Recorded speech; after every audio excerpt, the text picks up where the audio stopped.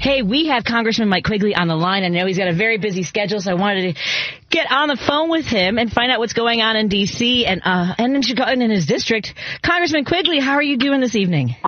I am great. Good to be back with you. I was so excited to see, well, one, the State of the Union. We haven't had a chance to talk since the State of the Union. What was the energy like in that room that night? It's always just a little slice of America. Everybody is there. 3 branches of government, Joint Chiefs of Staff. We have your guests there. The place is packed. And, of course, there's a little P.T. Barnum and a clown show that Miss Green put on for the President of the United States as he walked in. But I'll tell you what really got things going well, though, is he came out firing. The president, it wasn't this slow build up to a crescendo. He came right out of the box and was talking about Ukraine and why it matters and who we are as a country and how this is placed in history. And, he touched on all the points, and I think he was surprising the folks on the other side. But, we knew there'd be the catcalls and the hecklers and the silliness that, I don't think has a place there. But, I thought he did a great job, speech of his life at just the right time. And it was good talking to him before and after the speech. We saw that. I was so excited. I was jumping up and down in my living room like, oh, we have to have the congressman on tomorrow. But I know that you've been very busy. He was talking about Ukraine on the way down. I know that he was saying that his concern, because we could hear him say his concern was if we don't hold up our end of the bargain, if we're not supporting Ukraine, then other countries will start to diminish in their support. That's my sense of what he was saying? No, I think that's accurate, and I think that's what he said was accurate. General Milley and Secretary Austin said sort of a combined, if we allow Putin's aggression to succeed, we're inviting more bloodshed. We'll be doubling down our defense budget because clearly, and when there's the old line, when an autocrat tells you what they're going to do, believe them. Yeah. He has said Ukraine is not a country. Had he been successful without our support, he would have wiped Ukraine off the face of the earth. And people say, what would have been next? Because he already has a foothold there, I would say Moldova, Georgia, and then he probably would have built a land bridge to Kaliningrad through the Baltics, formed a federation with Belarus and his puppet governments, and then he's off to the races. And then it's a NATO fight, and it's unfortunate. You almost come off equally tough, but the fact of the matter is, Munich taught us there is times when you have to be tough and push back against tyrants, or they won't stop.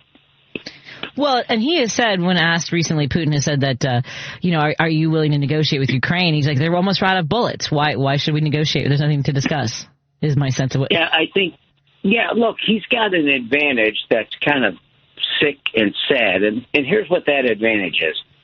He has, I would say, casualties, dead and injured, equal to the initial invasion force. But he is not afraid to use his own people as cannon fodder, conscripts, and so forth. And he knows he can devastate his own economy in addition to the sanctions and just spend the extraordinary percentage of his GDP on continually building up his forces. So, and he knows that if he waits long enough and former President Trump wins, it's the ball game. In the meantime, I think it's accurate to say if the U.S. gives up on this, NATO probably will too, and it'll be a mixed bag. I don't think the Ukrainians will ever give up. I think it'll be a battle of insurgency. But what concerns me, and I've been to Ukraine twice since the war started. I'm going to be there again soon. I saw firsthand in Bucha the genocide that took place. I remind folks that when we were young, we learned about the Holocaust and said never again. Well, Bucha, I stood on the mass grave of children and women, and obviously that opportunity exists for him. Had we not stopped it, to spread that terror throughout Eastern Europe. There are folks, and I've heard callers join conversations here on WCPT talking about how they don't think that we should be sending so much support to Ukraine because we have enough problems here. We have homeless people that need services, and I appreciate and understand that, but I mean we should be doing both because right. I mean that's my understanding and my sense of things. No, here's why I think you're right. Let's remind ourselves the echoes of history. World War II didn't come at a convenient time. We were in the middle of a depression. Yes. The greatest economic downturn in our nation's history. And there were the isolationists then that Churchill and FDR pushed back against. If it were not for Pearl Harbor, I don't know that we ever would have engaged to the extent necessary. And eventually, the Axis forces would have succeeded in the Pacific Rim and throughout Europe and Northern Africa, and the world would be a different place right now. So I know it's tough to do, and I know we have a lot of things to do. I would agree with you that we can and must do those things. In a final analysis, people don't want to hear about it being a global world, but it is. We are so interconnected now, and it's not just the moral thing to do; it's a strategic imperative to do this because it's our stake as well. And by the way, Putin isn't the only tyrant on the face of the earth. The others are watching just to see what happens here, and I think they were surprised how unified we were. So I think there are those in Tehran and Moscow and Beijing and elsewhere that are saying, well, let's see what they do. And they're unfortunately getting a lesson from Putin that if he's patient and willing to treat his people terribly, eventually the West would give up. So that's why we can't, and I get it. And we just finished appropriation bills, and my job was to draw resources back to all the issues folks care about here. And given that we're in the minority, we're doing okay.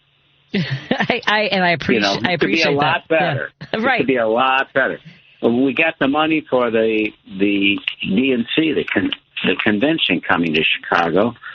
That money was not set aside, and through a lot of good help and a lot of work, traditionally they had set aside $50 million a year for security for the conventions, Democrat and Republican.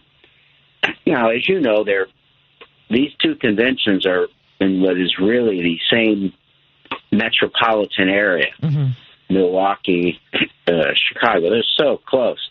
They're so close that many of the people going to the Republican convention will be staying in Brad Schneider's district, Jan Schakowsky's district, my district. And so the safety is throughout the region. So we raised the funding levels from 50 to 75 million because obviously we want to ensure that the convention in August is as safe as possible, and the convention in July as well. Well, we appreciate that. We're excited. It's going to be quite the celebration in Chicago, and we're going to be watching. I might go to Milwaukee. I mean, it's so close. How do I not? at least watch the, as you mentioned, the circus that we saw a preview of from Marjorie Traylor Greene. I know that you have to run and you've got some appointments. So before we go, I do want to remind you, in your district, I'm a volunteer at the Jefferson Park Sunday Market, and we do have one this St. Patrick's Day at the Copernicus Center if you happen to be home this weekend. Copernicus Center. Yes.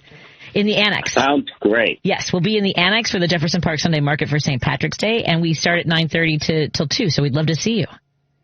Fantastic. Yes. And you can eat healthy if you go. Exactly, and hopefully it's warm enough for you to ride your bike. I'm seeing maybe in the high 40s, low 50s, but we'll see. That'll be fine. We appreciate it. Thank you so much, sir. I appreciate it. Sure. Congressman Mike Quigley, and doing the people's work. We'll talk to you again soon. Thank you so much for your time. Thank you. Take care. You too. Thank you.